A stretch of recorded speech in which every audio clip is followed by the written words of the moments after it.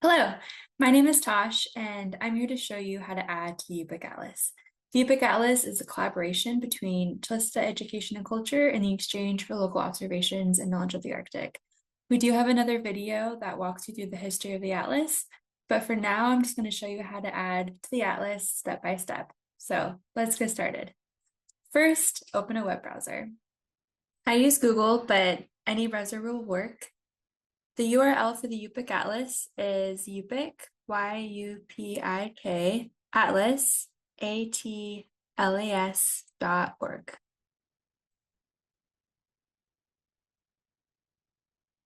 It usually takes a minute to load, and welcome to the Yupik Atlas.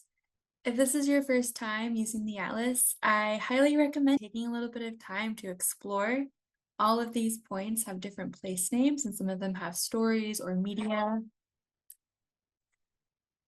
But for now, for this video, we're going to just start right away adding to the Atlas. As I go along, feel free to pause me as you need, and let's get started. So first I want to show you that we do have an online guide about how to add to the Atlas. On this guide, it has step-by-step everything that you need to do, from opening up the link to logging in and each of the steps. And it's easy to follow along if you just need a quick refresher. So the first step is to log in. You see log in on the right-hand corner. If you don't already have a username, just go ahead and create one. For my username, I usually do my full name with no spaces. The display name is just what you'll see, so it doesn't really matter what it is. And then for the password, make sure you do something that you'll remember.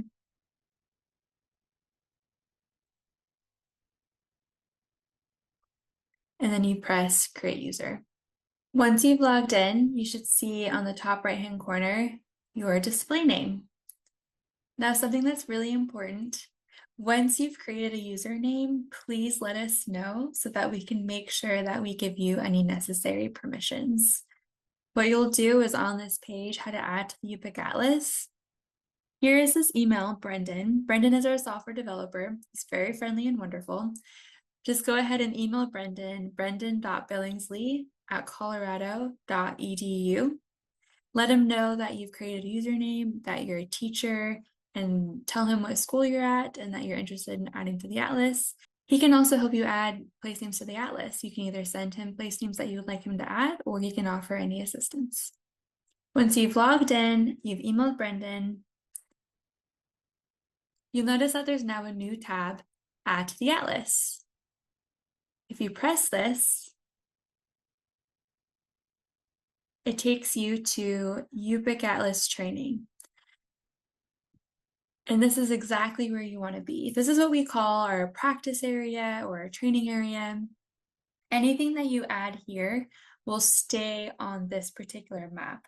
So you don't have to worry about things being 100% accurate. If you want to add a place name and then have your elders or anybody from your community verify it first, you can go ahead and add it to this atlas. And then once it's been verified, then you can let us know and we can publish it on the public site. So the first thing that we like you to do once you're in this place is just go ahead and search for the place name that you want to add and see if you can find it. We like to have people do that, so we're not having duplicates of any place names being added to the atlas. You can search for your place name right here in this search bar. As an example, I'm just going to search for Bethel. Find on map. You'll notice that it kind of zoomed in. I'll zoom in more. Find on map. And it's right here.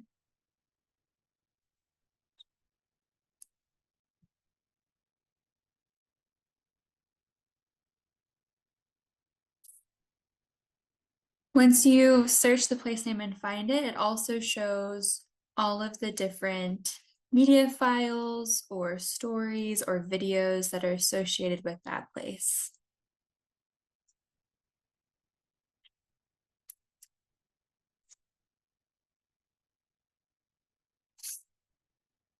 Now let's say that you searched for your place name and nothing came up. Well, that would mean that you should add the place name to the atlas. I also want to point out that if you would like to remove any of these different place names and features that are displayed on the map, you can go to Select Features to Display. They're all selected right now on default. You can select all and then select it again, and this will remove them. It really just depends on what you prefer when you're adding to the atlas. It's up to you. Now I'm going to show you how to add to the atlas. I'm going to keep the place names displayed so that I'm not adding anything where there already is something. Once you zoom in to where you want the place name to be, select Add or Edit a Map feature.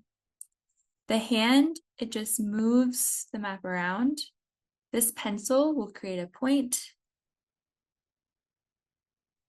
This line will create a line to the map. Let's say that there is a river that doesn't have a place name. You could trace the river and then add a place name.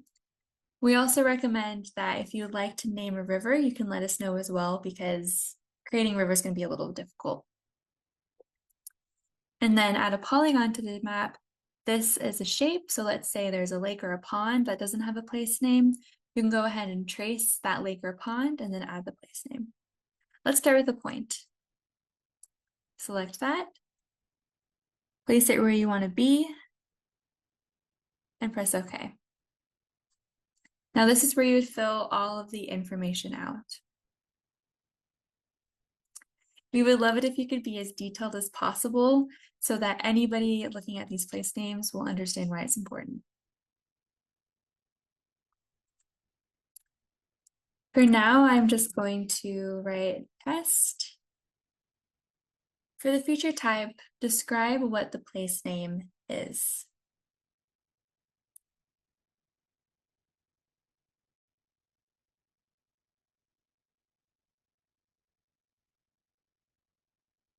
Then you would write whatever the English name is.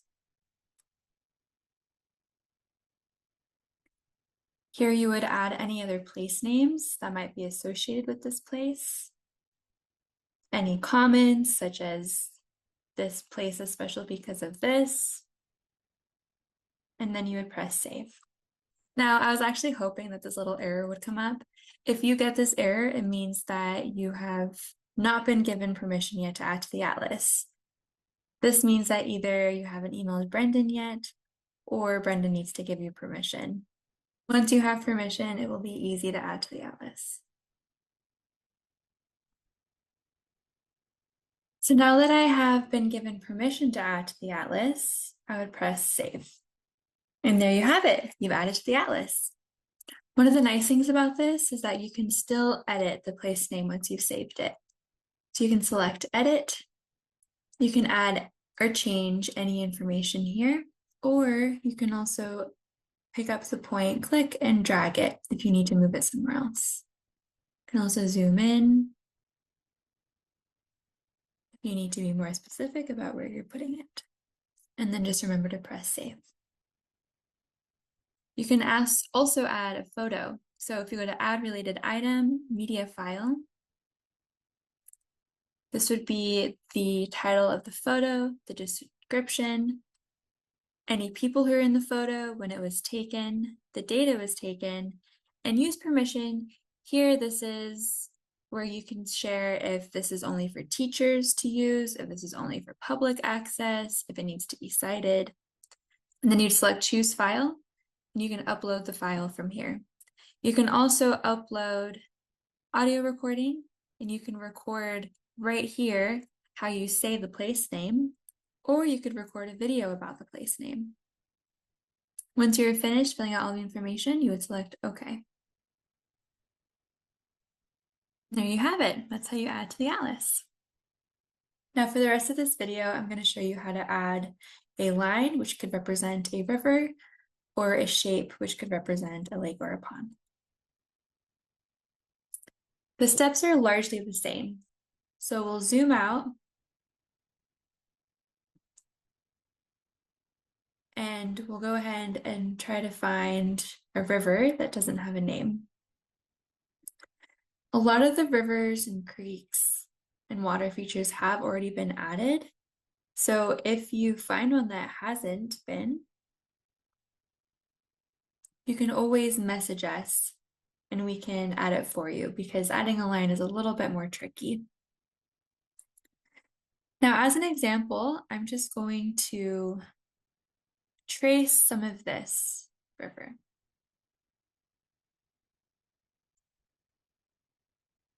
So you'll select add, you'll do line, and then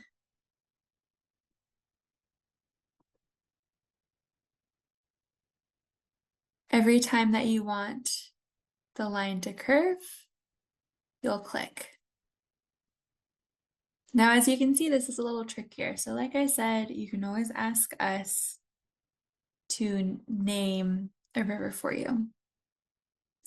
Once you're done, you'll double click, select OK. And again, you'll just add information about this place name. So the name of the river in this case. What is this? The river. What is the English name? And then you'll press save.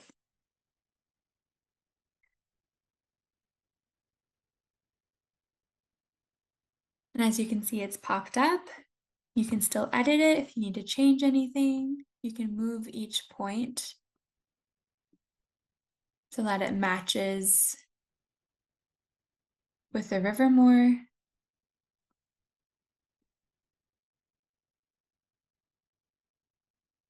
You can also delete it and press save. And then again, you can add videos or photos about the place.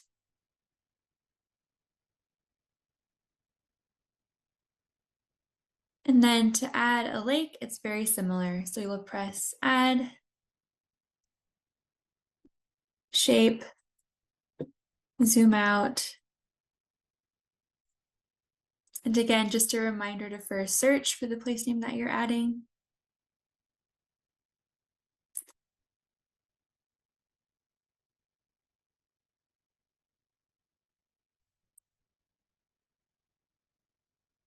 As you can see, a lot of the bodies of water already have place names added. Once you find the lake or area that you would like to add,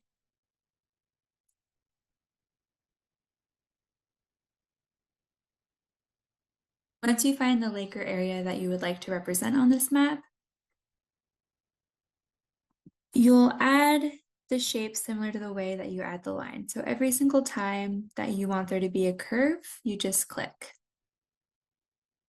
And this shape could be representing a lake. You could also create shapes to represent a hunting area or a berry picking area, a fishing area, really anything, any area that you would like to add to the atlas. And once you're done with this, you double click, you press OK. And again, you add all of the information. So let's say this is lake name. What is it? It's a lake. The English name, and you would press save.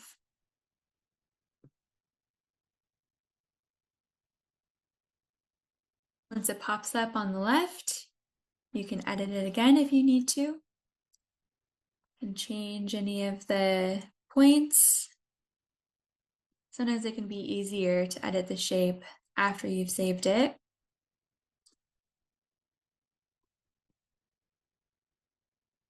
Press save. You can add videos, photos, or audio.